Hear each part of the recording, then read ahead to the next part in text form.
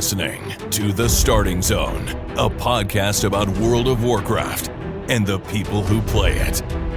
And now, here are your hosts.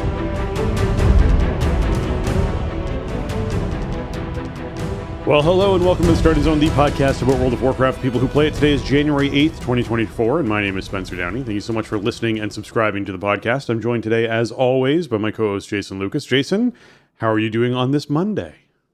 Spencer, hello. Yes, it is Monday. It's only been a couple days since last time we recorded, but here we are. We are on the cusp of the last week of patch 10.2 already. So, we got the next 10.2.5 coming up really soon, and I think there's some exciting stuff and some nice quality of life changes coming in that. So, this week we're kind of just looking ahead, like, man, can we just have the new stuff now? There's certainly a little bit of that going on. There's just still so much going on around the game in general. There's a lot to do. Folks who are interested in World of Warcraft, the universe in general, have many versions of it they can play. There's stuff happening in each of them, and it's all fun. So I definitely am enjoying the game myself. When it comes down to Mondays, yes, I think we're going to be trying to shift the show to happening on Mondays, which I guess might end up being a boon for folks out there who are looking forward to what's going on this week, because you'll actually be able to find that out Monday evening / Tuesday morning as reset is taking place, which will be nice. That's just with my new work schedule. It just feels like this is what's going to end up happening. We're still kind of in flux, but we're figuring it out. And hopefully we have a more regular lockdown record time for you all, so you can start expecting things a bit more regularly, which would be nice. We still obviously have our weekly records. It's just the day keeps moving around, and I want the day to not keep moving around. So I'm hoping that this works out for us. Okay. Jason, this past week for you, obviously we already chatted a bit because, as you said, we recorded a show on Thursday, which was not too long ago. So I assume you had a Sunday raid and you probably got some stuff done over the weekend. Anything else going on? A little bit, yeah. Yes, we did raid last night. It was our first look at Mythic Council. It went okay, but it really felt pretty terrible. Because we just didn't get anywhere, and it's like, it's a council fight, obviously, and it's a one phaser, so it's not like, okay, we made tangible progress because we got to phase 2 or phase 3, or because we got the boss to this state or whatever. You're sort of just doing the same thing over and over again until all 3 bosses die at the exact same time. So that's a little discouraging. I didn't really have exactly the crew I wanted for it. I didn't even have 20 people at raid time, which is mega discouraging. I mean, we had some people on like various stages of holiday travel or whatever, but it's like, I get pressure as leader of the group to like, oh, we should do more Mythic. I want to do Mythic. I'm bored farming Heroic. I don't want to do low difficulty stuff. I get that from some people, and then other people just disappear when it's time to like prog Mythic all night long, We had a couple friends hop in from DJs and from like the wider guild, and that was cool because they had experience with the fight and they could kind of give us some pointers and stuff, and that was really valuable. But, I think Volcaros is relatively simple, and Council is a bit more complex, and you need to approach it in a more deliberate fashion. And we just had people who were really not understanding what the mechanics entail, what is supposed to be happening in the fight, what these things mean. You cannot approach a fight like this and your mindset is just, I'm going to show up and blast and other people will handle the other parts for me. Like, no, that's not how the fight works. So I don't know. I mean, I think it's definitely going to become a doable fight for us, but the question is, do we run out of interest and do we run out of pulls before it dies? It's not really that hard. It's just, you have to approach it very deliberately, and everybody has to know, like, okay, what happens next? What do I need to be aware of? What is my job? And then obviously there are people with really important mechanical responsibilities that need to be on point. So it was, 2 solid hours of dying last night on a not really all that difficult boss in the grand scheme of things, and just not really making a lot of tangible progress, and just a lot of, now some people start getting frustrated because it's not fun to do that. And so they start getting kind of uppity, or like making these like sort of backhanded suggestions that make no sense just because they're frustrated. And it's like, all right, see you Tuesday. So yeah, it's interesting, kind right? of where we ended up. If you, I mean, everyone's different and how they play the game is different, but if you play with Mythic Raiders, a night like that is frustrating, but everyone sort of remains fairly chill because they're just used to it. Like, yes, there are Mythic Raid nights where this is just what happens, and this is just the Mythic Raid thing, and that's how it works. And if you play people who are used to raiding Heroic, play with people who are used to raiding Heroic and whatnot, you can run into personality types that are like, I'm used to bosses feeling like we're making progress every single night. It's like, yeah, that's in Mythic raiding, unfortunately. Unfortunately, you have nights that are just like, we made 0 progress. We'll see it again tomorrow and see what's going on that day.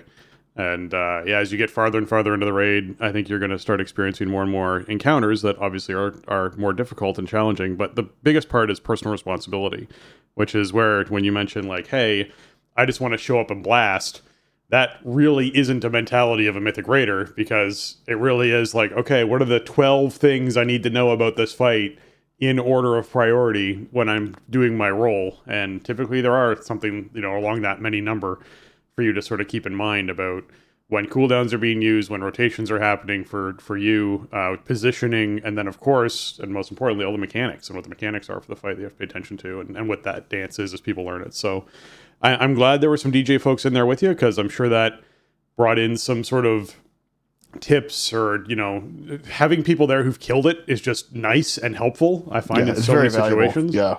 So I'm glad that happened, but yeah, it's going to get trickier, man. I mean, I think we'll see a resurgence to some of the popularity next week once we actually get the new patch in and people are checking out the new stuff. But I also feel like we are in a state right now of, if you are into raiding, you're going to start seeing drop-offs in numbers, and it's going to keep progressing in drop-offs in numbers until we see Season 4. I think we're on that slow downward slope, right? I think that's where we're sitting. Yeah, it's been about 2 months now, right, of this raid, and like we've, we are clearing Heroic in pretty short order all the time. So, people might still be looking for the axe, even though it's not very good, but it's still a cool thing to have. I mean, it's not terrible, but it's really not like, it's not this game-changing legendary item, unfortunately. So, that'll keep some people logging in for that specifically, but I don't know, the holiday hangover is also kind of real, and some people were out of town, or they had people from out of town in their town this week and everything like that. So we'll see. But yeah, I mean, pulling up to Mythic Raid Night, as short as we were to begin the evening last night, it's just like, okay, well, that, I had one guy who wasn't home yet from holiday travel. I had a bunch of other people, just show up as tentative and just not appear. So, that's it just is what it is. Personally, I'd be happy to like stop at 3 of 9 and just farm out and relax. I have no problems with that. Maybe drop a day and just like give people one extra day. Yeah, we've done that before too. Make Sunday like optional, and okay, if we have at least 10 signups, we'll go do something. Like that's totally fine with me. It's just I have that kind of upward pressure of like a lot of people want to do more mythics, but then show up underprepared or whatever, and it doesn't end up being the advantage to having a large disconnect there. Yeah, there is. And the advantage to having a larger team and a larger community with something like DJs is there is also the opportunity for people to plug in or jump in on that kind of content with other teams. So hopefully, if you do choose to do that, these people might find another place where they're like, yeah, I'll just do this for the next little bit on Sundays or whatever it is. We'll do some, Mythic Farm or Mythic Alt Night or whatever it is with some of the more progressed teams. But, where people have it could be mindset. It could be an outlet for Mythic Raiders alts or whatever, which could be cool. Yeah. Other than that, the only other thing I really did in WoW was some BFD on Friday night, which was, of course, super fun and super fast. Yeah. I think we came in under 45 minutes because nobody needed brain stems or pendants anymore. Right. So, it was just kind of zooming around. And yeah, my SOD tune is starting to feel really strong with the upgrades I've pulled, like having 2 set, having the epic chest plate, having... I got the blacksmithing pattern to make the sharpening stones, and so going in with stones, so make sure I'm getting plenty of hit and hitting all the mobs and getting all the threat. I felt really strong in there this week. And then I won the roll on the quest starter trinket that drops from Akumai. So It was really cool to have that and do that quest and everything. You get to turn in and the announcement and all that. And the trinket is, amazing. It's like 18 attack power or whatever on a slot where you're lucky to have 4 spirit or something. Or 10 shadow resist, yeah. Yeah, right. To have some kind of real tangible stat there that gives you such a big benefit feels really nice. So, yeah. The only thing with that is... Now you need the bow, man. That's what you're looking for next, right? The attack power bow. Yeah, I gotta. Yeah, that's a high priority for me to get that for sure. If we see that, but I am missing like a couple pieces out of there. I still got some stuff that's a little whack. Like I got some bad gloves, and I could use a couple other upgrades out of there. But I don't know how much more we're gonna do it. The guy from DJs that's been running the groups like twice weekly said he's like running one more group, which is tomorrow night when I'll be retail rating, and then he's stepping away until phase 2. So I don't know. I mean, we still have a lot of people, we still have a lot of activity, a lot of interest. So we got to see if somebody else is going to pick it up and run with it. I'm happy to show up and help run the group and help keep the group going once a week at least, like Thursdays or Fridays or something. But we'll see. If that was my last BFD run for the phase, I got the trinket, so I feel like I'm more or less pretty much done with it. Our BFD stuff and interest continues to grow. We're now up to 3 runs that go, and they go back to back to back because we have enough people who are interested. So we did BFD last night. I think it was last night. And our runs are like 35 to 40 minutes. We pound through them pretty quick. It takes longer really to set them up and get everyone there and all that between runs than it does to really sort of like feel like you're halfway through the dungeon, which is really nice. So yeah, we have a main run with sort of like the OG group that people sort of rotate through. And then we have our second run, which was initially going to be the alt run, but there's actually enough other people who are interested in doing it that it's basically a second main run. And then we have the alt run, which is the third one. And yeah, all of them get done. They get done in like 2 hours. And then, people are free to do whatever it is they want to do. It's a good time. I feel like it's quick. It's fun. You get nice rewards out of it. I still need 3 or 4 pieces for my druid. I was leveling my mage. My mage is now getting close to 20, so he'll get up to 25, and then I'll get him in there as well inside one of those alt runs. Try mage healing, see how that's feeling. And man, it's a good time. I think SOD is still, it's still kicking, and I do feel like we are getting to the point where it'd be nice to be out of it in the next 3 weeks and moving into towards season 2, or next 3 or 4 weeks at the latest. Would be nice to start moving towards season 2.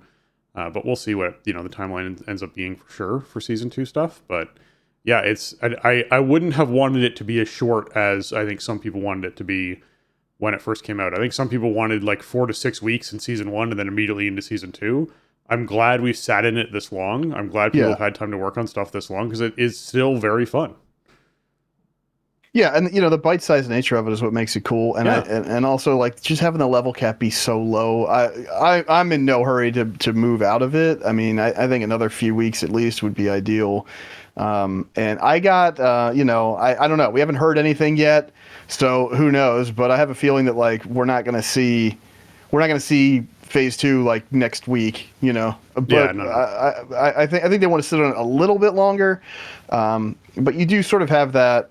You have that element of there are people who've been going really sweaty since November 30th, and there really isn't that much to do here. They have multiple characters. It's like that's the answer is go do another character, and like that gets obnoxious at a certain point because now you're redoing the same thing. It's the same problem with alt being the answer to extend the life of content in retail, right? Sure. Like it's compressed. It's not as much of a commitment, but it's the same. And it's like people don't really want that. So I'm in a spot where like I'd be happy to do BFD once a week for another month or so at least, if not more.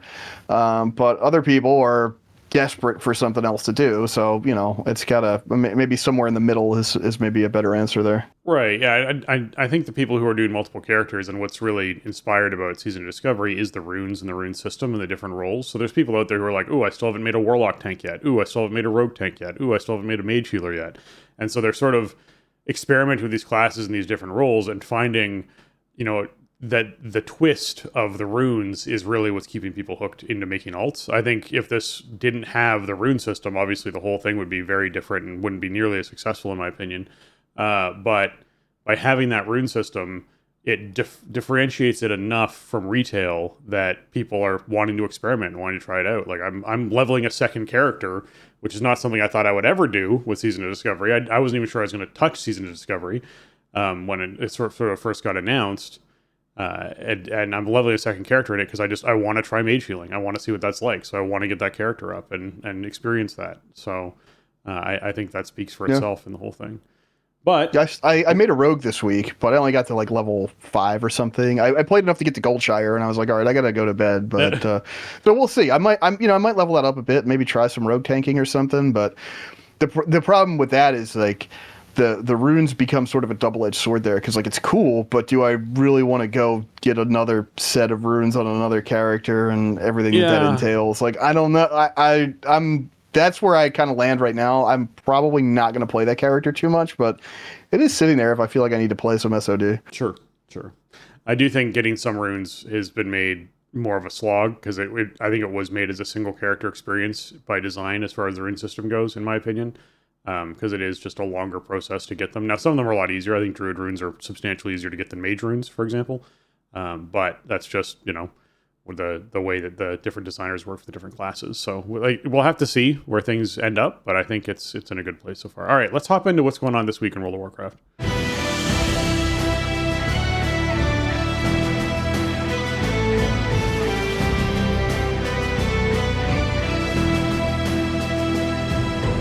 All right, this week in WoW, we have the Wrath of the Lich King Time Walking, meaning the Sign of the Scourge is up, the buff that grants you additional reputation gain. Actually 50% additional reputation gain from combat and quests for Wrath of the Lich King, as well as characters level 30 and above can experience Wrath of the Lich King dungeons in Time Walking, doing Azrael Narub, Gundrak, Halls of Lightning, Forge of Souls, the Nexus, and Utgard Keep, and that gets yourself a cache of the normal Emir Distro gear, so keep that in mind. If you're listening to this on Monday, remember, this past week is this, get in your 4 mythics, get yourself the extra piece of heroic loot that's out there.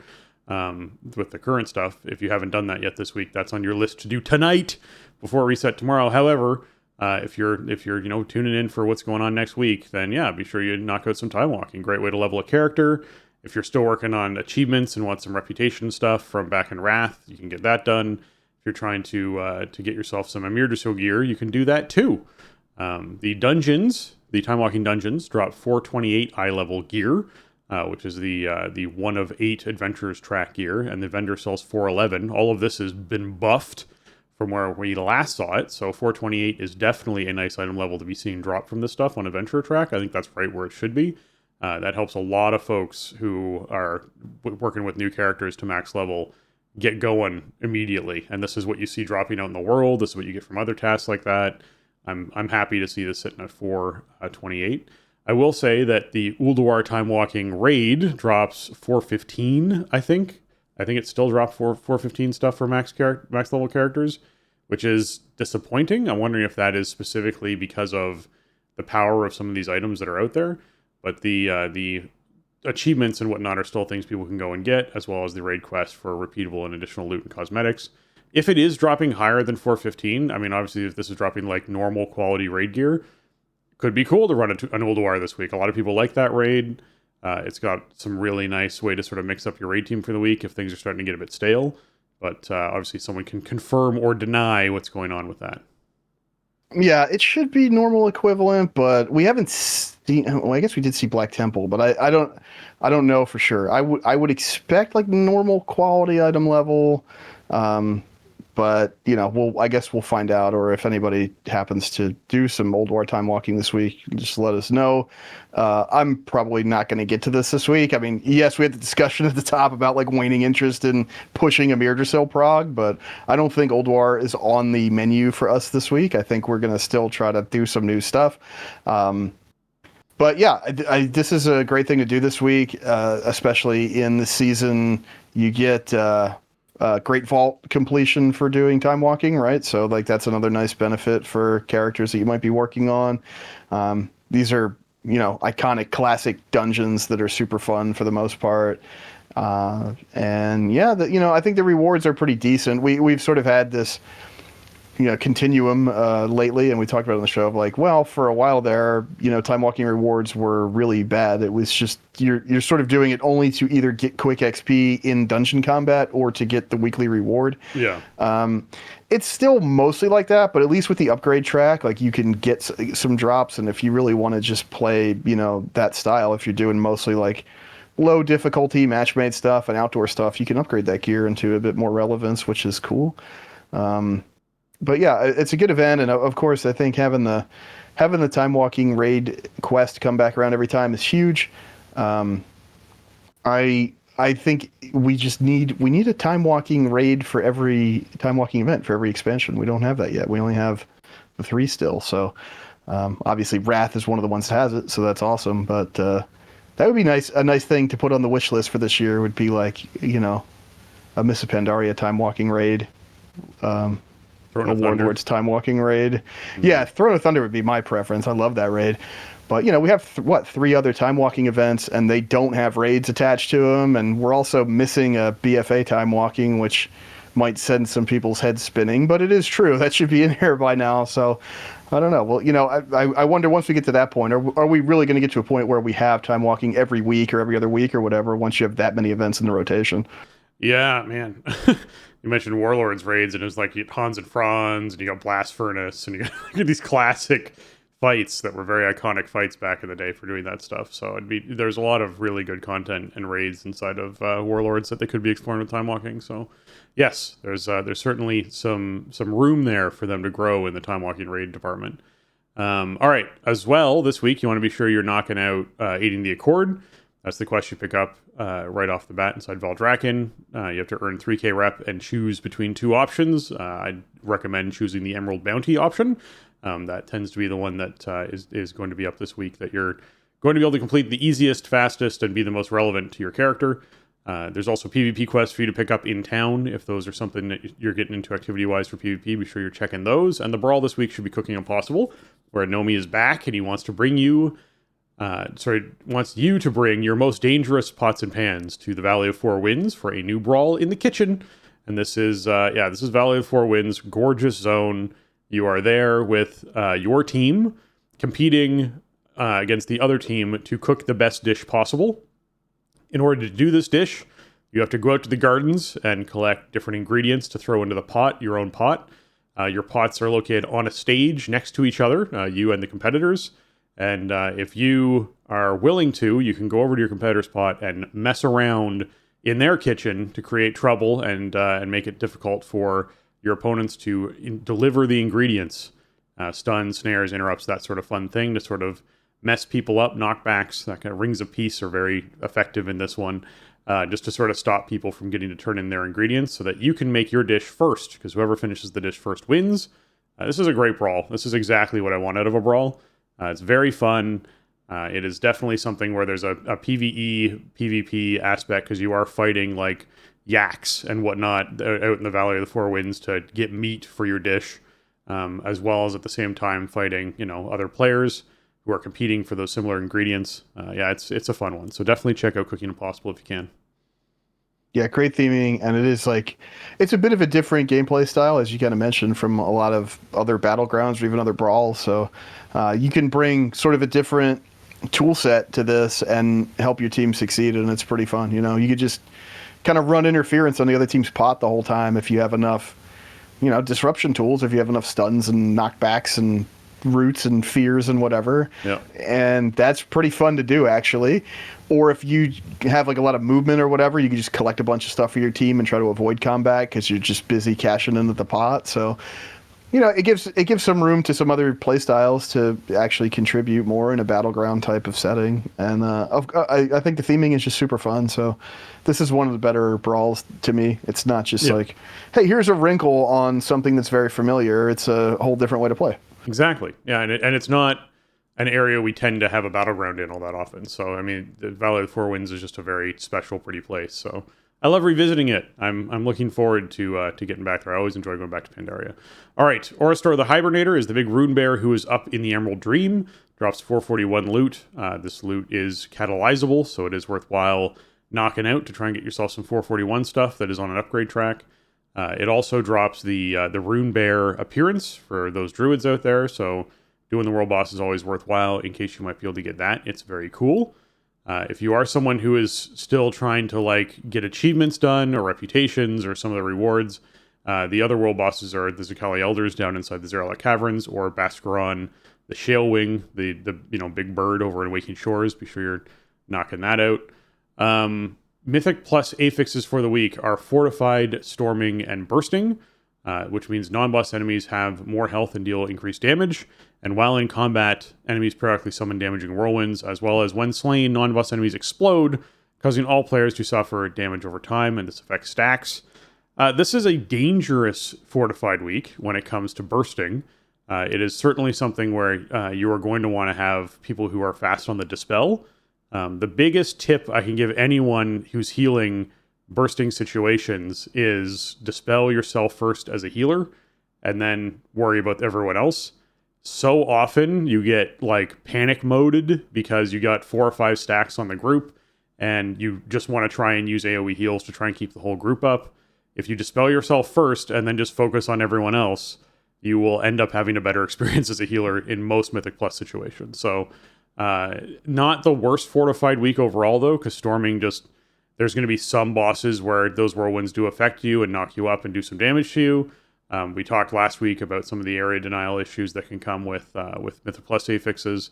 The same rule applies here, where if you're doing some of the Dawn of the Infinite stuff, these whirlwinds can create enough disruption and stop you from going where you want to go that it creates a problem. You can get whirlwinds inside hallways, inside Blackrock Hold, something like that, and have a very hard time not running into them, but they're soakable. Often a tank will just sort of eat them, and then that helps a lot with the storming affix. But bursting is something that catches people off guard all the time. When you're dealing with fortified, where enemies do increase damage already inside trash, you can have stuff get out of control in a big way when stuff starts exploding and dealing damage over time and stacking up and getting that 4 or 5 stacks. It's always like, and I always refer to this from a pug situation where I'm pugging into groups. It's always a learning curve the first few days of the week with bursting, where everyone's like, oh yeah, it's bursting week. And it doesn't matter how much you put it inside chat before you start pulling, being like, just remember everyone, like if you go above 3 stacks, we start getting into danger zone for some of these trash pulls. It always catches people off guard, and you always have a bunch of wipes.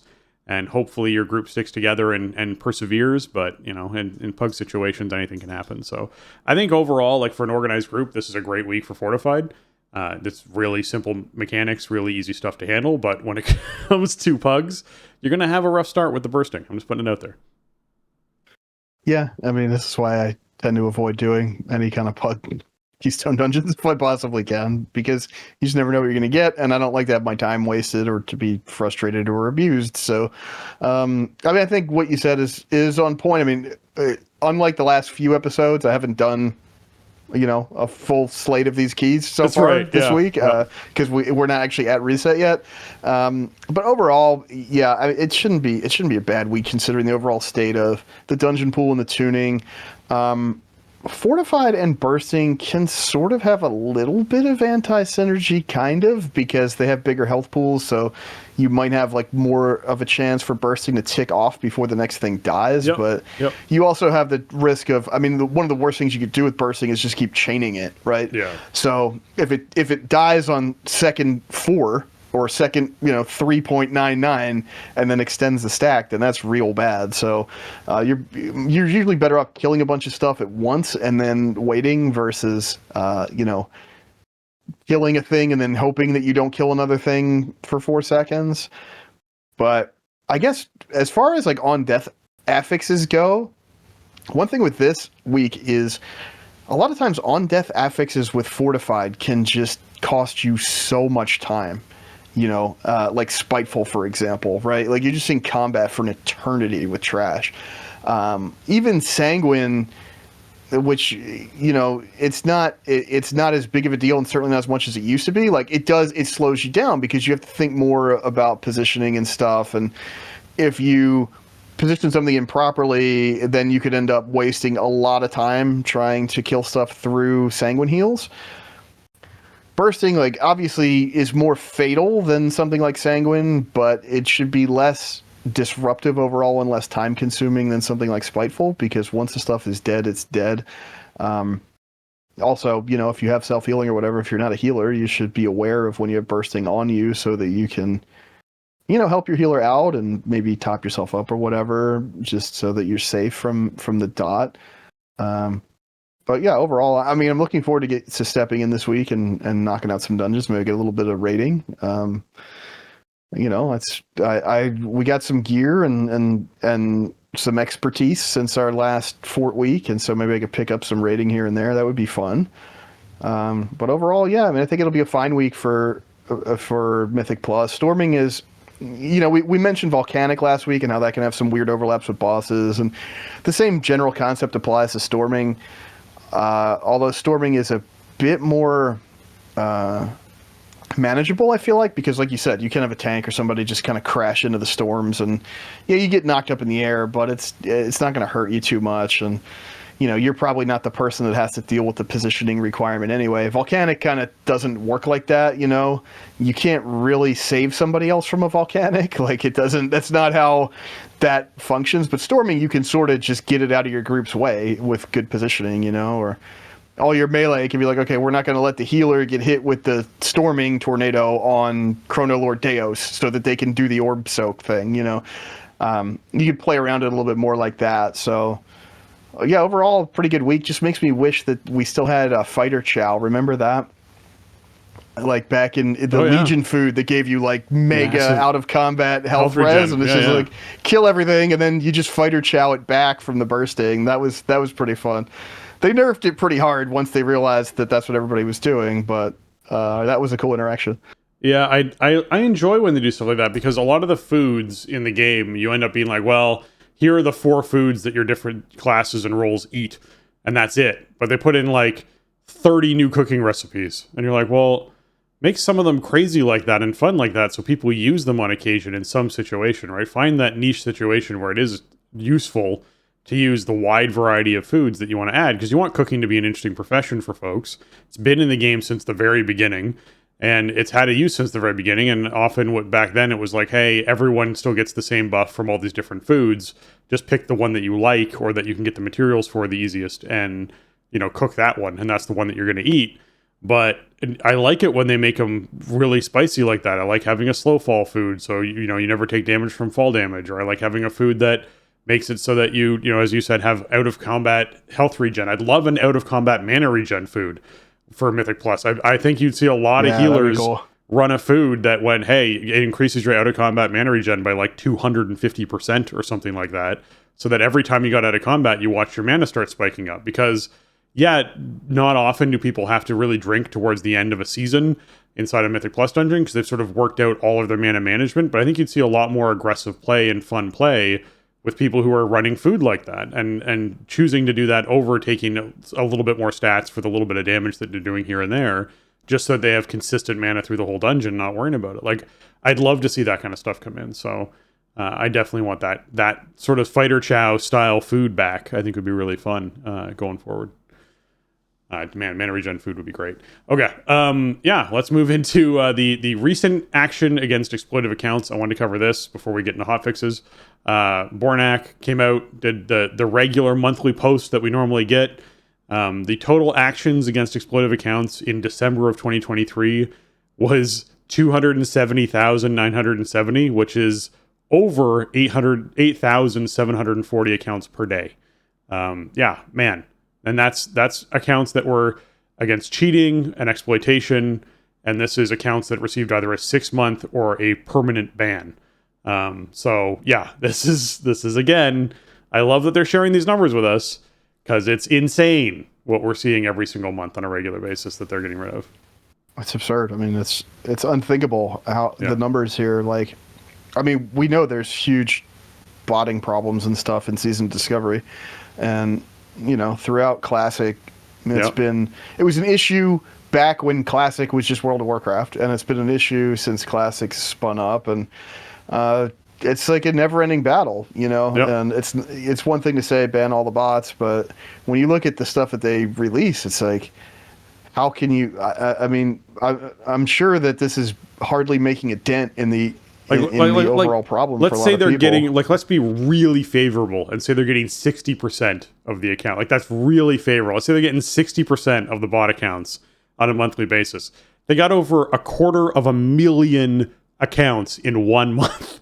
Like, holy, like, you're looking at my numbers, you're looking at about 500,000 bots that are out there on any given day. Like that's insane to me. Right. Yeah. I mean, it's almost like, almost 9,000 accounts a day. Like, I don't know. It's unthinkable. And you just wonder if they're ever going to go to like requiring 2FA or something for Battle.net accounts. I feel like that would maybe not be an unreasonable burden for the player base. I don't know. That's a tough one, I guess, because you do sort of you have to have another that requires that you have like a mobile phone or that you buy a token at that point. And I know like they tried to do that with Overwatch 2 or something, right? And that was a big PR black eye and everything. I don't know. I mean, at a certain point, it's like, well, how do we like actually root this problem out, And it's not 2004 anymore, and we do have different tools across the industry, and standards are different. So you wonder if they'll ever maybe go towards something like that. If they do, this would certainly be a big part of the reason why. This is just an absurd amount of like labor that they have to do, I would assume. But I mean, we report these every time they come out, and it's just like this was eye-popping for December. I mean, especially over the holiday break and everything. I mean, most of the office is shut down for that last week plus, and it's like, they still clocked in, over 270,000 account actions in the month. Yeah. Actually, you reminded me of something else too. They were talking about authentication, and this is something that kicked off last week. So if anyone's been suffering problems from this or has not yet because they haven't tried to log into their Battle.net account from a computer that doesn't already remember them, the old Authenticator app for your phone is no longer a thing. They got rid of it. It is now now has a feature built right into the Battle.net mobile app. And you actually have to migrate from one to the other. So if you're someone who didn't do that yet, you're going to have a bit of a surprise and a bit of a pain trying to do that. If you try to log into a new computer or a new account or on your phone or at work or whatever it is you're trying to log into your Battle.net account, where it doesn't remember who you are. You want to be sure that if you're using the Authenticator app, you want to get rid of that app and migrate your stuff over to the Battle.net mobile app. For me, it literally required me opening the Battle.net mobile app and going, yes, I want to use this. And then I was fine. I tested it. I made sure it worked. It was really easy to do. But yeah, that kicked off on January 5th when that switch happened. They put a little announcement out about it back in early December. I just wanted to remind everyone that's now in effect. So if you didn't do that, you might want to take a moment, go in, make sure this is all set so you're not dealing with a problem when you really need to log in for some reason, right? You're not like rushing home or rushing to a new computer to get to Raid or whatever it is, or you're really excited about your new PC and you want to hop on to World of Warcraft right away and you're like, oh my god, Authenticator issues, I hate having to deal with this. So yeah, let's make sure that you've moved over to that now they're doing it. You can just like Google migrating Authenticator WoW, and it will come up with a website post for you to find that stuff. It's not super hard to get through. Okay. Hot fixes for the week. Inside the raid, they fixed an issue that could sometimes cause a stuck black screen upon entering Phyrex's chamber. Yeah, that would just suck. Get really excited, get in there, let's get the boss dead, and then you just, got to Alt F4 and then reload your game. Yeah. Something with the in-game cutscene, like not playing, I guess. But yeah, we had somebody get stuck with this a couple of weeks ago, and not since this hotfix, but I was like, well, I don't know. I guess, start your game over. Like you're just in limbo. Yeah. As far as Phyrex's goes himself, there's a developer's note here that says Phyrex's possesses unique problems for smaller groups in flexible raid difficulties. The following changes are intended to narrow the gap in difficulty among group sizes. A Flame now targets fewer players. Screaming Soul health reduced for smaller group sizes. Spirit of the Kaldorei health reduced for smaller group sizes. Blaze damage reduced for smaller group sizes. And Corrupt absorb value reduced for smaller group sizes. So again, some of my favorite changes they could make to bosses are often balancing around smaller groups and flexible groups. So I'm glad to see these changes come in. I will never forget what it was like in Legion, having a boss that required 3 interrupts for a 10-player group it was 6 interrupts total because it was 3 interrupts that were close enough together. You actually had to interrupt and then interrupt again on 3 different targets. And you'd had groups that were like, yeah, I brought a mage and a boomkin. So suddenly we just don't have the interrupts and we can't do this fight. And you're like, wow, okay, this sucks. So let's, continue doing changes like this for smaller groups. It makes a huge difference. So I'm very glad that they're focused on that. Yeah, and there was some rebalancing around some of this stuff too. Like, I think Blaze in particular had its like baseline damage reduced overall, but then it scales up a bit more, which is probably okay. One really nice change here is that a flame now targets fewer players just like across the board. So even if I go in there with 30, I'm going to get one fewer a flame. And that's that really punishing debuff that goes out in phase 1. So that's great. I mean, that was a thing we had to really tightly play around early on when we were progging it with a big group, was like, we can't handle the amount of flame targets that are out. So, these are nice. I think Farak is, like, honestly, probably the easiest end boss we've seen this expansion, and this expansion was a big step down from Shadowlands in terms of end boss difficulty and complexity. So, the completion numbers, the kill percentage looks pretty good on WoW Progress the last time I checked it for, like, Heroic Farak. So I think teams are moving through here pretty well, but you do have weird edge cases when you have like exactly 10 players or exactly 30 players. Sometimes stuff just doesn't feel good. I mean, how many times, and I'll talk about it more in a minute here, like Smolderon, for example, feels terrible with a huge group, and Farak, I'm sure Farak felt awful with a tiny group, but there's like that sweet spot in the middle. It's like, okay, it's really 20 players is about what they expect you're going to have, give or take, in these fights, right? And the farther away you get from that in one direction or the other, not every encounter is going to feel great with those, less common group sizes. So, yeah. I don't know. Nice changes. I'm never going to be sad about an end boss getting any kind of adjustments 2 months in. Like, whatever prestige there is for defeating Farak on your difficulty of choice is pretty much, it's waned at least. Yeah, it's certainly waned. Is Hall of Fame still open? I think it is, but beyond that, it's like I think a lot of teams are probably just ready to, either get the kill or just clean up their farm. So I'm glad. I would like to see some more overall tuning to Amir Jasil. Not that I think that it needs it necessarily, but just we're in that window now. It's been 2 months, so let's just take a look at everything, step some stuff back, and just respect people's time, I guess. Or encourage people to try the next boss. Like, we're probably about a third of the way or a little bit more through the whole lifespan of the tier, right? So why not? Yeah, I would let you know if the Hall of Fame was still open. Apparently their website's having issues at the moment, and it actually cued me to share what their current issue is at the moment. They have a screen that says our servers seem to be on fire. That's okay. Things are going to be okay. And what they actually show is a Worgen in a hat sitting at a coffee table drinking coffee that's on fire with fire around them.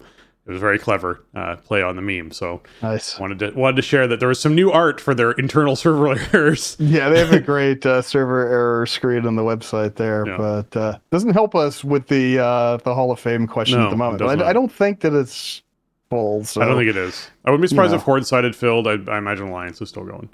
Although typically we get an announcement when Horde Side filled, and I haven't seen the announcement yet. So, anyways, all right. As you mentioned, since this is sort of like a transition week as we sort of get into a new day and new things doing it, we went, hey, what a great week to cover a couple more bosses in the boss guide things for folks. So we're covering Smolderon this week. We're also covering Tindral Sageswift. So we're going to dive into Smolderon. As the new Fire Lord, Smolderon has unleashed the power of the Firelands to expand his domain and incinerate the Emerald Dream. It makes perfect sense. New guy comes in, gets a little bit bold, tries to, do more than he can actually take on right away. It is what it is. He's new, he's no Ragnaros, let's just say that. All right, Jason, what is the room like for Smolderon? So, Smolderon is a big circular platform that is surrounded by lava. If you can believe that, there's lava involved in this fight. So, the platform is quite large, but this fight also has a lot of area denial. So you don't want to fight him like dead center in main phase. You want to pull him out to one edge and try to clump all the area denial up into a slice and then rotate around and repeat that process as you go. The room is big, but you're going to need a lot of it. So, plan accordingly. All right. As far as tank mechanics go, what are the tank mechanics? So actually, before we say that, this is one of those fights that has phase 1 and then an intermission and then phase 1 and then an intermission and then it's an AB style fight. So just keep that in mind as well. For folks that are out there, it's also a single target encounter. You don't have to deal with ads, so just keep that in mind as well. This is one of those fights you want to build yourself out as single target to be dealing with things. But yes, Jason, what are the mechanics tanks need to look out for in this? Okay, so there's the tank mechanic is actually a mechanic that everybody needs to be aware of what's happening when it goes out. And it sort of naturally divides the raid into sort of two different groups, or like two different sections, right? So he's going to apply Brand of Damnation to a target. And you have a couple seconds. You get a big circle around you with like a Kill Jaden spike in there. It's like a 9-yard circle, so it's pretty big. That needs to be soaked by players that are available to soak it. It needs to hit at least 5 players, or else Smolderon starts gaining permanent damage done buffs. This goes out at the same time as Overheated goes out, or like very close to the same time. So he's going to cast Brand of Damnation on on his aggro target, and Overheated is going to go out on roughly half the raid. So the people that get the overheated circles need to get away from the tank, away from the group that's soaking, and everybody else needs to collapse down. If you don't have an overheated circle around you, you need to collapse down on the Brand of Damnation circle. So keep that in mind. That's kind of the natural dance that occurs as this fight goes on. Yeah, I'll also highlight that these mechanics are all red circles and red things on an orange floor. They're not the best visuals for seeing the edges of some of these things. They try. They're decent, but again, the color on color situation here is part of the challenge. Like having your eye be like, hey, I'm in a giant orange room with orange lava and a red floor everywhere with red mechanics and red things happening on this orange floor can be hard to read for some people. So just keep that in mind with this encounter. Yeah, that's a good call. It is kind of, it's hard to see some of this stuff for sure. There are a couple other elements of Brand of Damnation to know about. One of them is called Cauterizing Wound. This is going to go on a few people as a result of soaking the Brand of Damnation. It's a healing absorb, and once the healing absorb is healed up, you will also explode with a cauterized explosion, which is a 6-yard fire circle that people need to avoid. It doesn't leave any kind of permanent anything on the ground, but you want to try to get this into a low traffic area, move against the grain or whatever where your group is going. Drop it off if you possibly can. Everybody else needs to know just not to stand in it. All right. On Heroic, there is another wrinkle to Brand of Damnation. That is called Searing Aftermath. And this is a thing the tank needs to worry about. You are going to explode after 6 seconds and do fire damage to all players, but it has a fall-off effect. So, similarly to like cauterizing wound people need to kind of get to low traffic areas, you need to get to an extremely low traffic area and let Searing Aftermath explode, then get back into the group. One other, I guess, element to mention about Brand of Damnation is you will be left with Ember Scar's mark. So you will take 500% increased damage from Brand of Damnation until intermission. So the way this is intended to work, if your whole party is alive the whole time, like half of the group is going to get overheated, and Brand of Damnation is going to go on tank A. And then the second time around, the other half of the group that didn't have overheated is going to get overheated, and tank B is going to get Brand of Damnation. And so everybody will have done all of the things once each. That's sort of the intended way that goes. Sometimes stuff gets kind of screwy if you have deaths and you have an uneven number of players and stuff like that. But that's sort of the general idea of how that works. That is essentially the tank mechanic, but it's not. As you can see, there's a lot of elements that involve the entire raid. Yeah, it's one of those interesting things by describing the tank mechanics, you also described essentially the majority of phase 1, which is, just to recap there, right? Folks are going to get overheated. You get little red circles. You have to take them out of the raid so you're not blowing up on people. Similar time, you're going to get Brand of Damnation on the tank. This means the tank essentially has a big circle that people have to stand in to soak. Once that finishes, the tank then gets cauterizing wounds on them, which when it's healed up, it's big damage absorb. When that damage absorbed is healed off, drops circles on the ground, which then explode that people have to dodge. So these circles do not have Kill Jaden spikes. Do not stand in them. That is the big stand-in things, is the Kill Jaden spike. If it doesn't have that spike coming up out of the circle that goes away when you step into it, you don't want to stand in that one. Other than the big Brand of Damnation, like one that is obviously a stack with tank kind of mechanic that's out there. So keep that in mind. So that's the first chunk of phase 1. I want to mention lava geysers because this is the room area denial issue spot here. All right. So twice in phase 1, Smolderon's going to stomp the ground and spawn lava geysers below some players. The geysers deal damage and knock players who are hit by them. The geysers leave behind pools of fire. You can actually choose to essentially these swirls are like 5-yard swirls that are going to appear on the ground that quickly expand out to being 15 yards or so. So you want to be sure that what you can actually do is stack a lot of these together, ideally, to try and save some space. Because if you're dropping all these in the middle of the room and people are spread out everywhere and you create like a polka dot pattern on this platform, it can just cause a lot of nightmares later. It's much better to sort of have people try and group up with these or group up right before this is cast, because it's not something where like you're going to drop it and you're going to drop it. It's just cast on players. So try and group up, drop all these in one area to try and save space, and then move out of them the moment, obviously the swirlies appear, because it's going to start turning into lava. So outside of that, you just have passive raid damage that happens inside the whole phase because it's hot in the room and people are sweaty and they're casting spells. So they're, going to need just some passive healing that happens through the whole thing, and that's called Blistering Heat. When Smolderon drops to 0 energy, the intermission starts, and he goes to the middle of the room and knocks the raid back.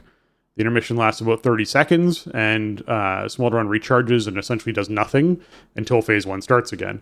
But there are some mechanics inside the intermission that people want to pay attention to.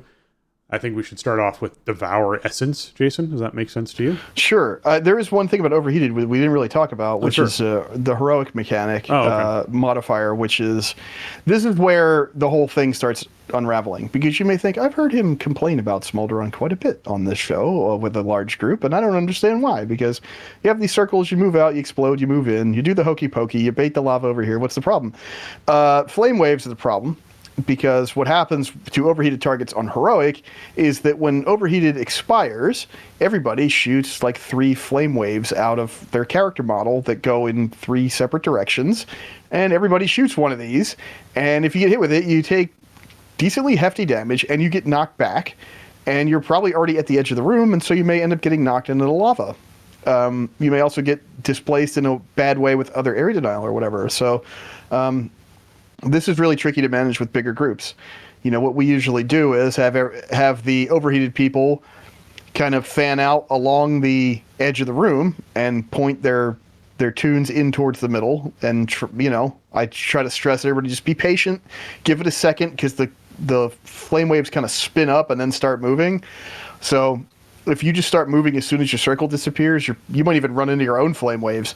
So you have to be careful with that. And it really is about being deliberate with your positioning and being patient to avoid them.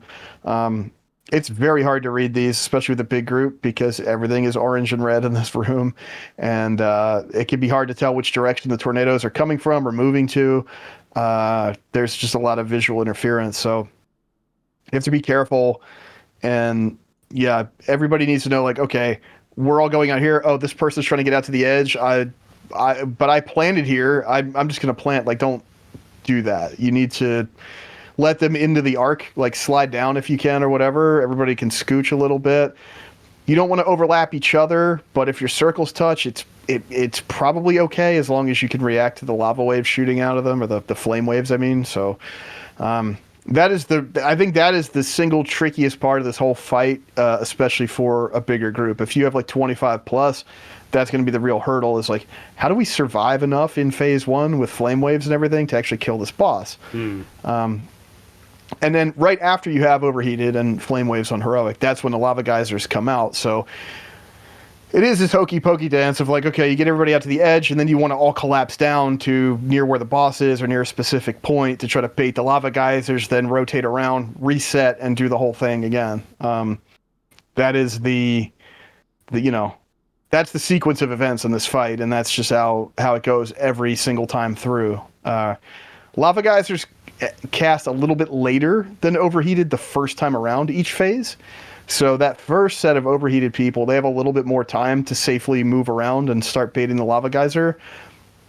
The second lava geyser comes like right after that second overheated cast. It must be exactly like 10 seconds after it or something. Like overheated has barely expired when the second lava geyser is going out.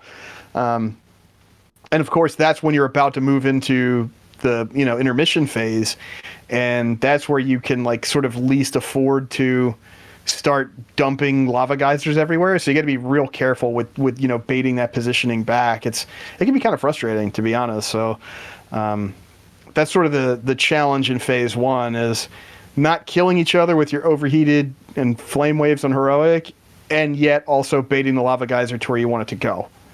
Right. And so then when we hit intermission phase, Smolderon's basically recharging. And when he's recharging, he does an ability called Devour Essence. And this will knock all players back. Players who recently soaked with the tank and have the Brand of Damnation debuff on them will also spawn 5 orbs. These orbs you want to soak as soon as possible because they have a duration of 20 seconds. If they reach Smolderon, they permanently increase his damage by 1%. But if you pick them up, if you grab them, you get a buff that increases your damage by 20% and healing by 10%. And this buff does stack, but it doesn't increase the duration. So you can't be like, I'm going to pick up one orb, and then 3 seconds later pick up another orb, and then 3 seconds later pick up another orb, and just keep resetting the duration or increase the duration of it. You just want to grab all 5 immediately, and then get to work on damaging the boss. Now, while this is happening, you also have these rings that you have to dodge. He knocks everyone back and spawns in these rings.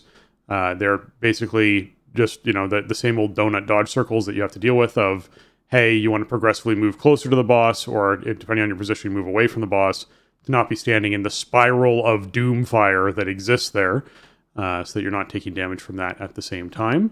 This is the World in Flames ability, is what it's actually called, where the room is divided into rings.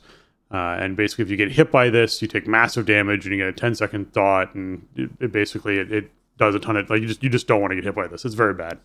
Very bad. Yeah, it's and again, it can be hard to read, especially because you have the lava geysers in the ground and everything. You have all this area denial, and it can be hard to tell which one is about to explode and which one is exploding next or whatever. But there's always somewhere safe to go that's not more than 2 rings away. A couple things. This phase is pretty simple but pretty punishing. But this is how you make up for all the uptime that you lost in phase 1 when you were doing mechanics right. You have to get all of your living flames. You have to. Do not get them. You cannot afford for Smolderon to get permanent bonus damage, and you need to get your double damage buff and blast away for 20 seconds or whatever. That's where you want to line up your time warp, heroism, whatever, bloodlust, and pots and all that the first time around, hopefully with a full raid alive, and get as much damage in as you can. Also, the knockback, like if you're jumping, I don't know if they fixed this, but we've had issues with like people just jump around constantly, and they're like, oh, I was jumping and the knockback knocked me off the platform and I died. Like, don't do that. You don't need to jump. Like, I don't know, maybe they fixed it, maybe it doesn't do that now, but like I definitely have had pulls that got ruined because people jumped during the knockback and got knocked off the platform. So yeah, don't do that. Do collect your orbs and do watch your feet, and that's really all there is to this phase. The thing to note here is you are on a timer with this, because he's only going to do this so many times, then he's just going to kill you. Yeah. That's called Encroaching Destruction. So on LFR and normal, you have 6 rounds of this that you can do in order to defeat him. On heroic and up, you have 4 rounds. So just keep that in mind. But overall, this is pretty simple. I mean, I'm not going to say I've never gotten caught in World in Flames, because it can, it's making you move, and sometimes you have to move in a way that you don't want to, or you think this way is going to be safe, but actually you should have gone the other way. You should have gone in instead of out, Yeah.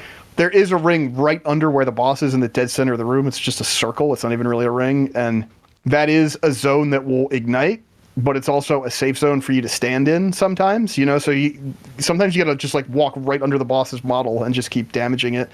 But really, that's about it. I will emphasize, I'll emphasize in this phase the Blazing Soul's happening, which means that the area raid damage from Blistering Heat starts taking every 1 second as opposed to every 3.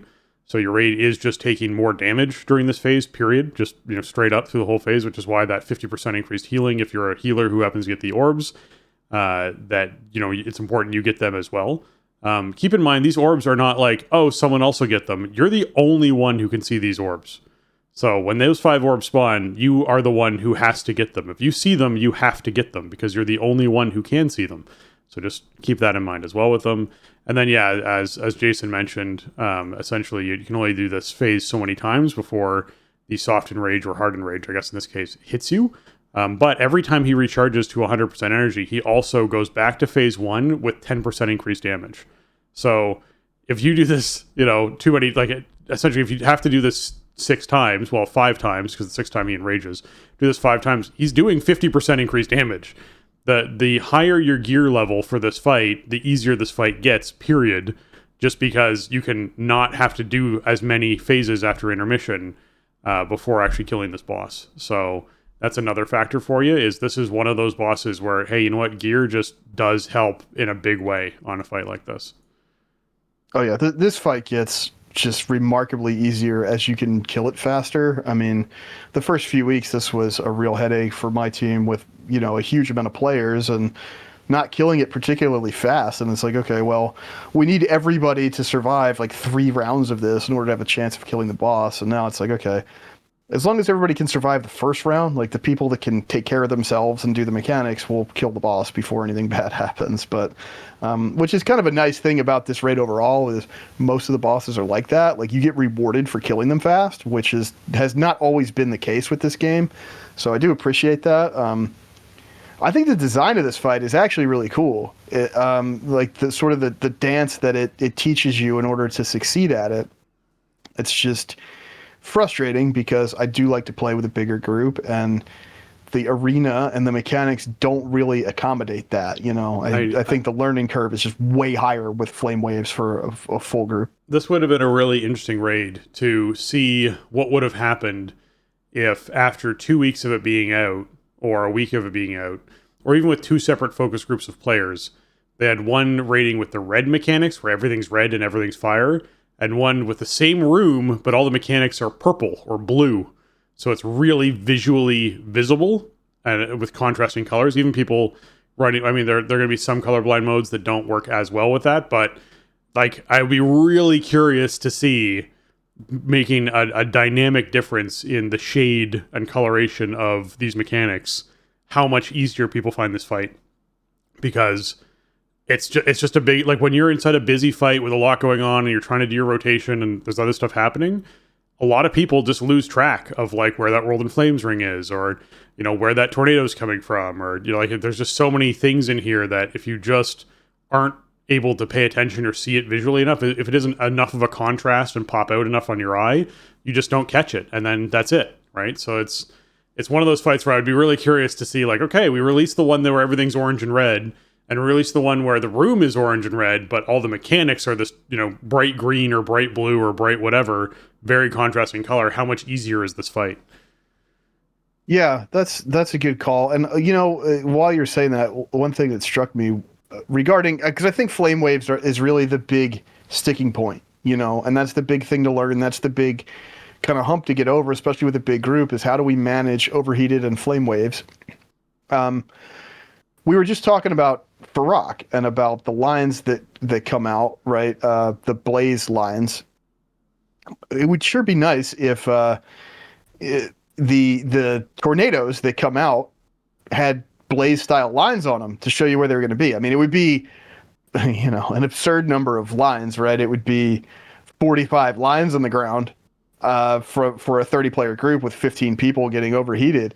But at least you would know exactly like where the tornadoes are going or whatever, right? I think that's the hardest part, is recognizing, okay, this is a flame wave tornado, and it's not just sort of a fire graphic, right? And it's moving this way, so I'm going to plan accordingly. I think there's, I saw some weak aura that somebody had made that like shuts off a lot of the visual noise on the fight to try to make the flame waves easier to see. I don't know if they broke that or if it still works or whatever. I didn't try it, but like, I feel like if you have a mechanic where the VFX are in that kind of state and people are making those types of weak auras or add-ons, that kind of says a lot. I think if stuff just read a bit better with like a spot on the floor that's safe or not safe, that would go a long way for something like this. Yeah. What you reminded me of with all those lines, I had PTSD flashbacks to the Jailer on Mythic, where essentially there's mechanics where you get lines and you can't have more than one sort of like shade chase you and hit you that's going to fly along these lines. So these lines go out on the raid, everyone gets one, and you have to make sure you're not standing on anyone else's or creating yours intersecting with someone else's where they're going to get hit by two of them because then they die. You have like 3 seconds for everyone to adjust to this position. It's just like, oh my God. Yeah, right.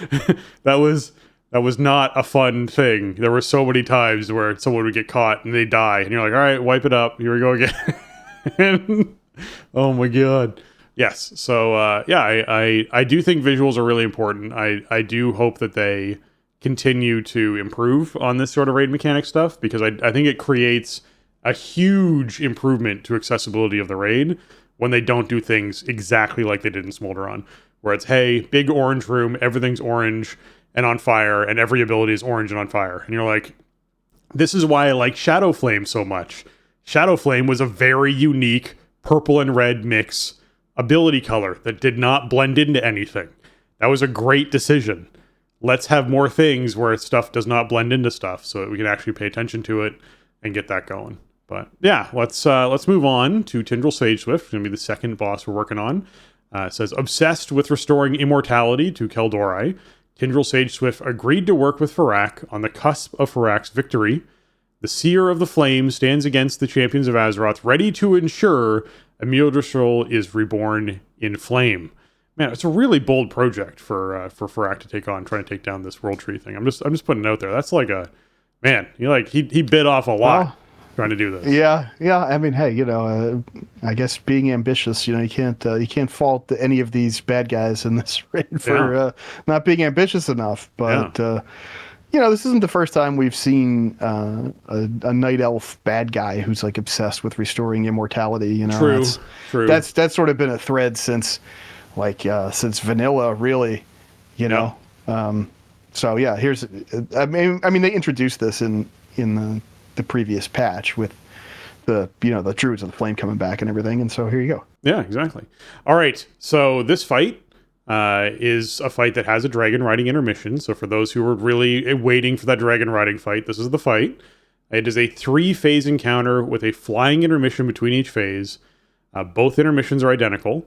In phases 1, 2, and 3, basically Tindral uses the same abilities, and all 3 phases are incredibly similar, but in phase 1, Tindral's using Moonkin abilities. In phase 2, he's using Treant abilities. And then in phase 3, he uses all of them. So, Jason, do you want to start off with the look of this room? Yeah, so you're sort of like, I don't know if you're supposed to be like ascending the boughs of the tree or something. You're in this huge like outdoor area, right? It's like open air, and you're in this really large circular platform, maybe bigger than Smolderon's. I think it circular is. Platform. Yeah. It's really big.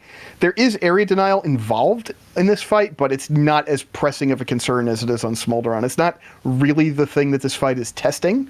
So you have plenty of room. You do want to pull the boss like off to one side, but this is not a really meticulous dance of conserving, space against area denial. But yeah, basically you'll fight Tindral on 3 of these, because after each phase, you'll get a feather, you'll get on your dragon riding mount, you'll fly to the next one until you get to, stage 3. All right. As far as tank mechanics go for this boss, what should tanks be aware of for this encounter? So the main tank mechanic is kind of weird. It's Blazing Mushroom. So Tindral's going to spawn in 4 mushrooms, I think, on most difficulties. You'll see sort of a beige swirly that becomes an orange Killed Jaden circle. And he does this over the course of like 9 seconds. The mushroom erupts, and it does physical and fire damage to anybody standing in it, and it increases the damage taken from blazing mushrooms by 300% for 3 seconds. If it doesn't get soaked, it does fire damage to everyone.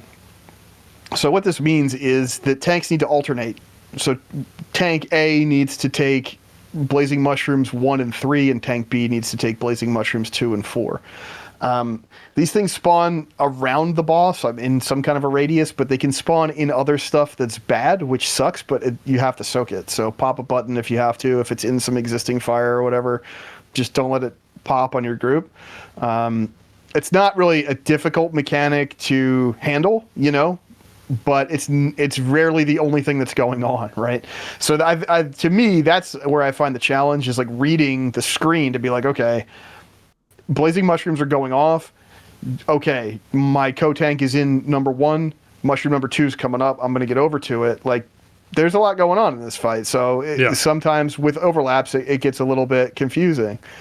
The other thing you need to be aware of is Searing Wrath, which is your old, reliable type of boss mechanic where you get a fire dot on you from his melee attacks and it stacks.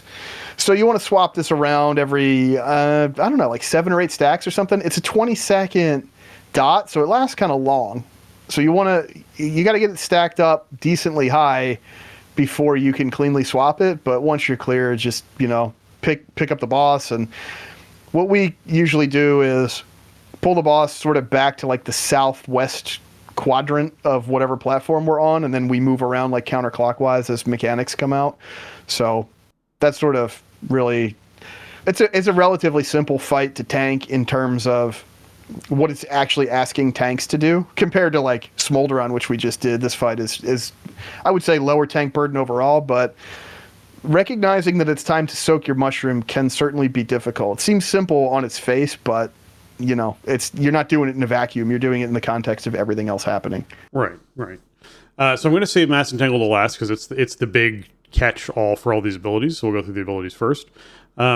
Falling Star, a lot of blue projectiles basically fall from the sky. So you basically have these 3 sort of fairy dragons sort of forms, or 3 dragon forms that end up getting targeted, and they sort of launch these things off, and you just get a bunch of blue swirlies you dodge. So just be aware of dodging blue swirlies. They're bad swirlies. Don't stand in them. Simple mechanic to just dodge blue swirlies. This is where Mass Entangle starts kicking in, so we'll get to that in a second. Fiery Growth. This is regularly Tindral debuffs a few players who take heavy damage for 20 seconds, and this ability is dispellable. When players are dispelled, they drop a fire patch on the ground, so you want to let players move out and spread before dispelling them. These fire patches are like 15 to 20, or probably 25 yards or 20 yards. They're big, so you want to be sure that you're allowing people to get away from the group onto this big platform and actually drop these things before they're dispelled. So coordinating dispels is always something that's can get ugly inside raids. So keep that in mind. But again, this involves players moving away from the raid. So we have an ability that requires you to move into mushrooms to soak, an ability that requires you to, well, as a tank, an ability that requires you to dodge blue swirlies, an ability that requires you to move out and get dispelled. And then we have Fire Beam, which is twice in phase 1, Tindral shifts into Moonkin and conjures massive columns of fire that do heavy damage to players, and these fires also shoot out waves of these sort of like a wave of fire beams, basically, and you dodge them. So you basically have these like big circle, the big circle explodes, it spawns in more waves of beams of fire that move around the room. You're just dodging lots of waves. They basically are like constant sunfires coming down from the sky. So you want to dodge all these. Again, heavy movement requirement for dodging all of this stuff. Now, mass entanglement. This is the twist, right? You're like, okay, I can get into a mushroom when I need to. I can dodge blue swirlies. I can run out and call to be dispelled, and that's fine. I can dodge basically fire tornadoes is what sort of, the fire beam kind of looks like. I can dodge those. Can you do all of that when you're rooted? No, you can't. So here's the kicker. When basically regularly Tindral marks all players with a circle, after 4 seconds, everyone explodes and gets rooted by vines. So the important part about this is if you're stacked with another player, you're exploding on top of each other, which can kill the other player. So you do want to spread, but you also want to stay as stacked as possible because these roots have a health bar, which means they need to get AoE'd down. So while rooted, you can essentially have this big AoE, circle happening where you're trying to, Venn diagram as much as possible your circles, AoE all this stuff down. If you do have an ability like shapeshifting or escape artist or any of these, hand of freedom, these abilities do remove roots. So keep that in mind. That is a way to get out quickly or help someone get out quickly. Like hand of freedoms on tanks would be very nice for folks. Or, using a bear tank who can shapeshift out would be helpful so that you can actually get out of these roots quickly. But everyone needs to get out quickly so that you can do all of the things we just listed mechanically without being stuck to the ground. This is the big twist. This is the part that's going to be the kicker for folks is when you get rooted and how it overlaps with all the other abilities that are happening, and how quickly you can get out of those roots to make sure people aren't standing in a million blue swirlies that have now spawned inside of the room, or having fire beams spawn on top of you that just rake back and forth through the raid, or having a tank miss a mushroom because they couldn't get out of their route. These are the things that are going to wipe you in this phase. Yeah, for sure. And one thing that we have maybe struggled a bit with in terms of progging or teaching people to fight or whatever, people get a little shy with their mass entangle. Yes, the initial root spawn burst does damage, and you don't want all 30 people in the raid in one 3-yard circle. But if you overlap somebody else, it's not the end of the world, and it's probably better than being too far away for anybody to be able to help you. Yeah. Yeah, cheesing it is very good. If you have a way to cheese it, you certainly can and should. Setting up freedoms where you have the thing that lets you also cast the hand on yourself at the same time as you cast it on somebody else. So now 2 of you are out of it, and if you have a bunch of paladins, you can set that up. Get your healers out quick or whatever. Avatar will break it for me. I don't really particularly want to hold Avatar for it, but if Avatar is coming up as it's going out, it's perfect.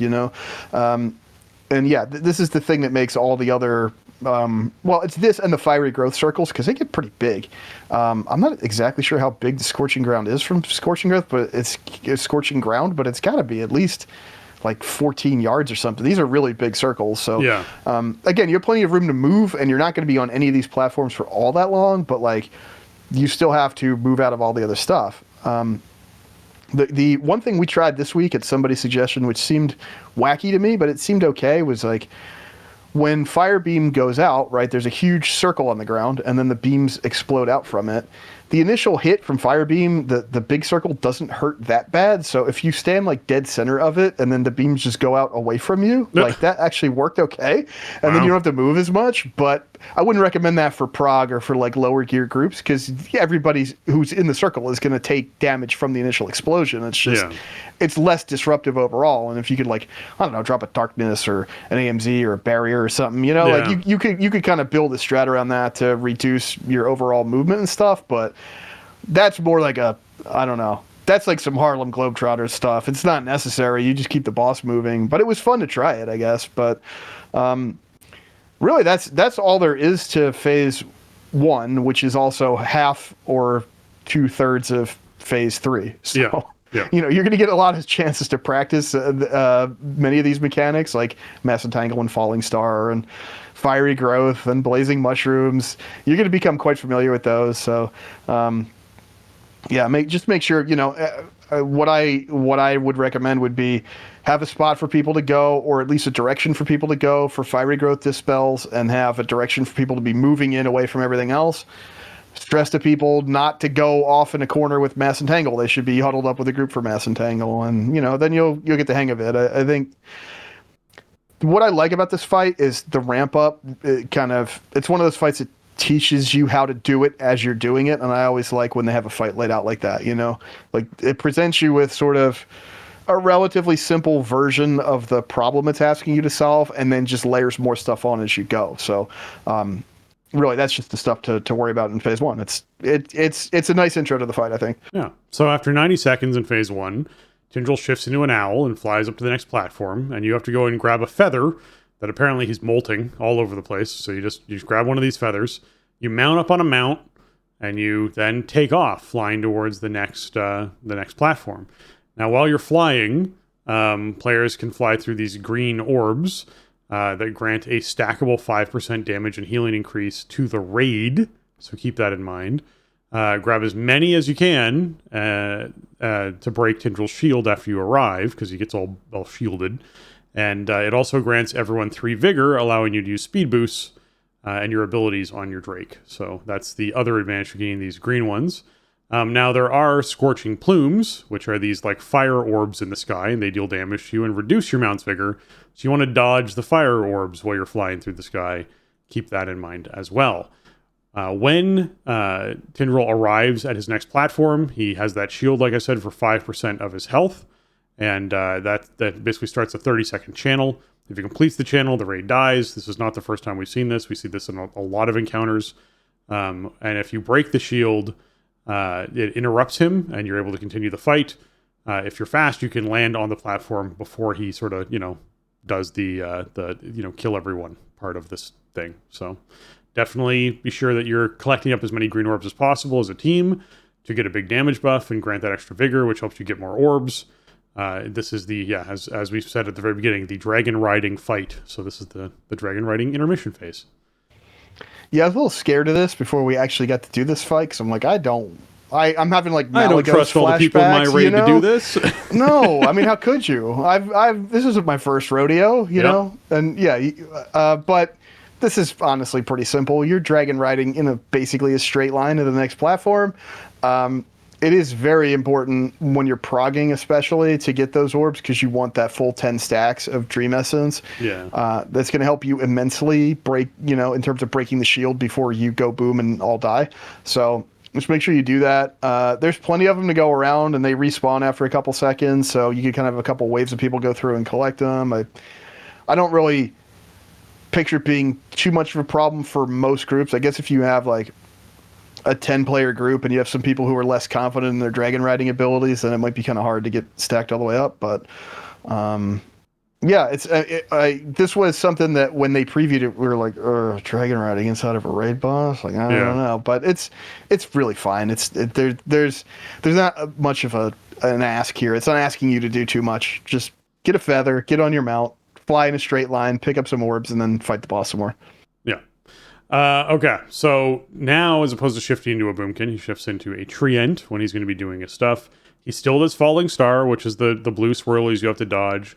He still does Blazing Mushroom, which is the tank mechanic.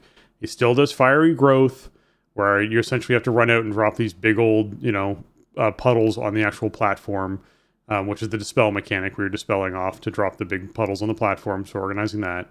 Still does Mass Entangle, which regularly, entangles people. Players take damage when they're rooted, and the roots can either be killed or you can dispel them or shapeshift out of them, that kind of thing. You can't, I don't know if you can actually dispel the roots, but you can break them by using, CC break mechanics that we talked about. The new ability is Seed of Flame, where twice in phase 2, he's going to shift into a Treant and start a channel that deals heavy raid damage. He also drops a lot of seeds on the ground. Players need to stomp on the seeds to destroy them, and after 10 seconds, any remaining seeds sprout into a tree that deals damage to the entire raid for 6 seconds. So you basically want to stomp on as many of these as possible so that you don't just get wrecked by these seeds sort of, popping up into a tree. You also just take pulsing fire damage while he's spawning all these things out, just like radiating fire damage. So it is a intense healing phase as well as an intense moving phase for this fight. Jason, you want to talk a little bit about this? Yeah, I mean, the unwritten text here is that if a tree spawns, you die. Yeah. Right? Like, you cannot afford a flaming tree to spawn, so you need to eat all of the seeds of flame. It's a relatively simple mechanic to understand. You're going to see a billion seeds all over the platform, and you got to run over them all. That's all there is to it. You want to make sure that, everybody should be getting some of them, but if you're doing it on like heroic, where you sort of get that ramping damage debuff, you will easily kill yourself with this if you're not paying attention. If you don't have any real good way to mitigate it, take like 3 and then stop. Now, if you get 3 right away, you could have time to take 3 more before the seeds would sprout. So keep that in mind. You may not just be done because you may have time. Because you'll notice that it's a 6-second debuff from Seed of Flame, and that the trees spawn after 10 seconds. So you do have that window if you're really kind of quick on the draw there.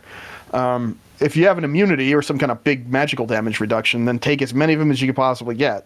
I usually will. I mean, I have a bunch of different tools, right? Because I have like Spell Reflect, I have Spell Block, I have a Trinket, I have Shield Wall. So I'll load something up and I'll grab a whole bunch of them, and it's usually fine. I mean, on heroic, the tanks are not getting super punished here, and my big buttons are pretty big, so that's nice. Pally bubbles or rogue stuff or anything like that. Just make sure that these are getting taken care of. It is. It's intense. Like, this is kind of a scary part of the fight, especially like when you're first learning it, because you have 10 seconds. Can you walk over all 10 of these seeds or it's a lot more than 10. Can you walk over all these seeds in 10 seconds, and can basically your entire raid survive the process, or are you going to die? That's what it's asking you in this spot. So there's not really any other nuance to it. You're doing all the same stuff from phase 1, except you don't have the fire beam and the lasers shooting out from it. But you do have to deal with Ember. One thing is, he hard phases at what, like 40% or 45% or something like that. He will just peace out from this platform if he gets low enough. So you might be able to skip a Flaming Germination, Seed of Flame rotation if you're fast enough as you gear up, which is really nice.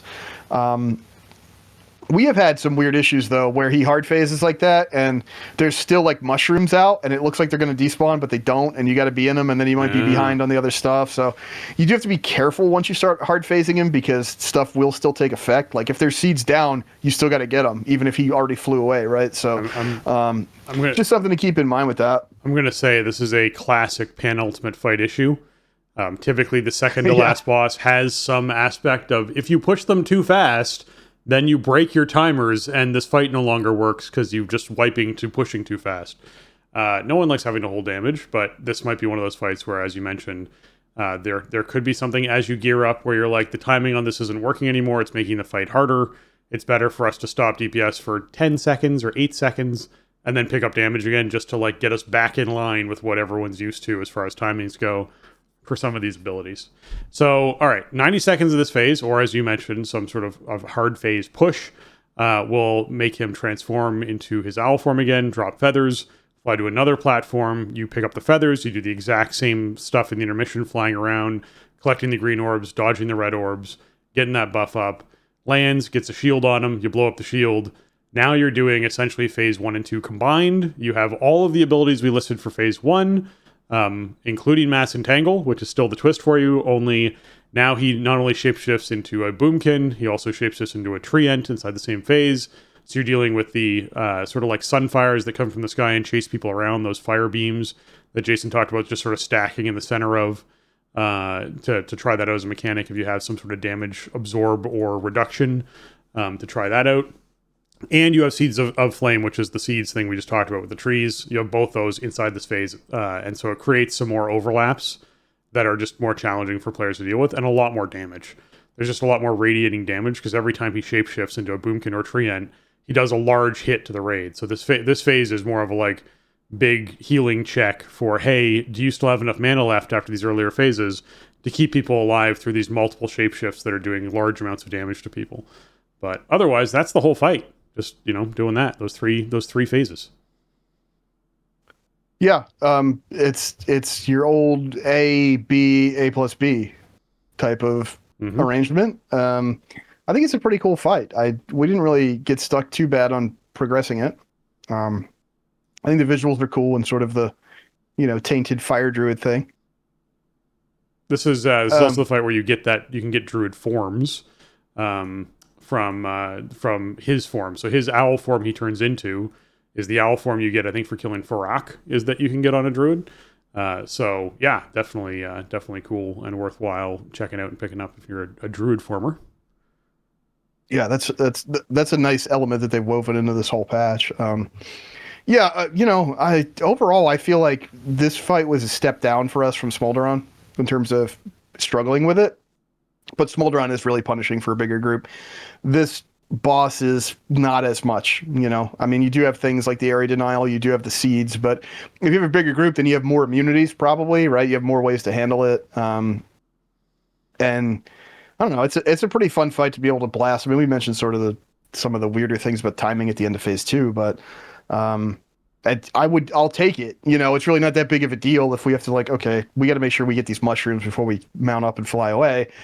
Compared to some of the stuff we've seen over the years, I think it's great. So it's a cool fight, but everybody in your group needs to know what all the mechanics do. I feel like it's one of those, you can't kind of designate okay, you three very capable and confident people, you do the mechanics in this fight. Everybody else just don't stand and stuff. It doesn't work like that.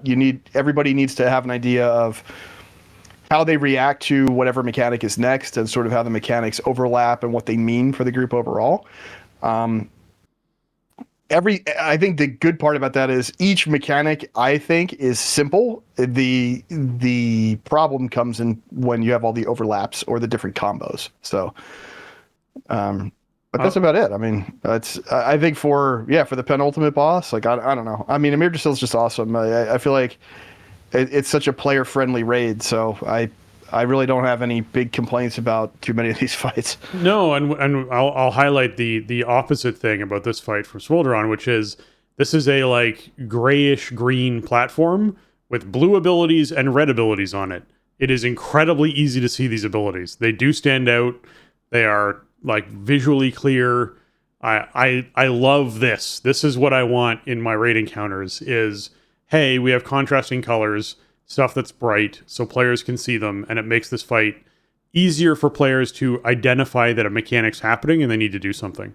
You're less likely to have so much stuff happening on your screen that you can't keep track of it, and it's just hard to see. So I definitely will credit them that Tindrill's done very well in that regard. Okay, I want to take a moment to thank our patrons. They contribute a ton to the show and help us to improve on the content that we create and pay all those bills. And today I'm giving a special shout out to Alianas, Arajian, Celian, James, Kapawi, Max, Shorel, Rager, and Vespin. Thank you so much for everything you give, as well as all of our patrons, including our newest patrons, Will P., Warchild, and Thomas M. Thank you so much for everything, and welcome as new patrons. We appreciate it.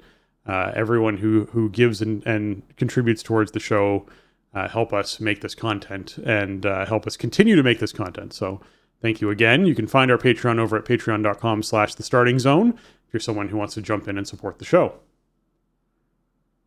Absolutely. Welcome aboard, new patrons. It's awesome to have 3 new patrons in a week. That's a lot for an old show and an old Patreon like ours. So welcome aboard. Thank you for supporting us. And yeah, support means a lot. It helps us, get the bills paid and keep all the resources online that you guys want to have. So thank you all so much for helping us out and helping us deliver the show that you want to have and that we want to make for you. Exactly. Another great way to support the show is by leaving us 5-star reviews over on iTunes and Apple Podcasts. They help us out a lot. So if you're someone who's willing to help boost us up those charts and help more people find the show by leaving us a review, we appreciate it, and we read it here. This one comes in from Orok, entitled The Complete Package. It says, hands down, the most informative podcast available for WoW. Not only are Spencer and Jason extremely well-spoken and articulate, but they also give extremely objective commentary on the latest happenings, changes, and things happening around the game. They are serious enough that the podcast doesn't come off as a joke, but lighthearted enough that it isn't dry and bland. If I could only listen to one WoW podcast, this would be it.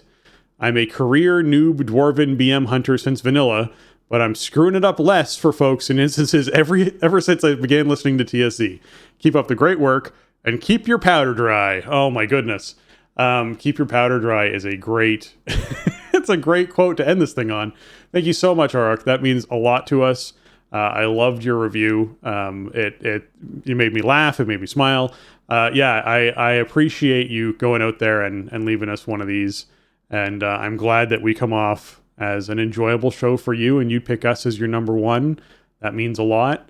And man, Dwarven BM Hunters since vanilla, you must remember the days when your pet got upset with you inside of a dungeon and just left.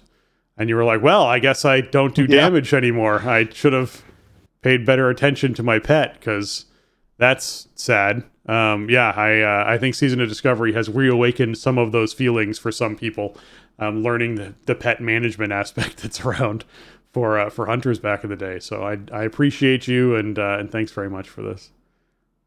Yeah, thanks for writing that. And that's pretty great being a career dude hunter since vanilla. Like that's dedication to the craft right there. So well done, and thanks for taking the time and writing in. We appreciate it. Yeah, that's going to wrap up episode 613 of The Starting Zone. If you want to check out show notes for this episode or leave us a comment on the show, you can head on over to thestartingzone.com, the official website for the Starting Zone podcast. If you want to contact us and leave us your feedback or ask a question, you can email us at thestartingzone@gmail.com or reach out to us on Twitter at thestartingzone, or you can join us in our Discord by going to the startingzone.com/Discord, and you can join our Discord server there. If you get your hands on some TSC gear, you can find that over at TeePublic. That's teepublic.com/stores/thestartingzone. You got some shirts over there and different designs for folks to pick on things. And Jason, where can folks find you on the internet? The best place to find me, as always, is over on Twitter. You can find me over there at Shieldwald. You can also maybe find me on twitch.tv/Shieldwald and or youtube.com/Shieldwald. I didn't really stream much last week. I tried to stream on Tuesday and it just wasn't working, and then I got frustrated. And so, yeah, I don't know. I'm going to try to fire it up tomorrow. Streams usually Tuesday, Wednesday, and Sunday at 7:30 Eastern. So we'll try to do some Amir Drasil on stream and see if it holds up. And come say hi. All right. If you're trying to find me on socials, you can find me at Spencer_Downey on Twitter, or on Twitch at twitch.tv/SpencerHD, or on youtube.com/@SpencerHD. And if you're trying to find the show, obviously you found it here inside of your podcast zone. But if you want to watch VODs, things like that, they're obviously up on Twitch, but they're also up on YouTube. You can go and subscribe to our YouTube channel at youtube.com/thestartingzone and watch the VOD stuff there as well. With that, for Jason and myself, we want to say thanks for listening, and jobs done.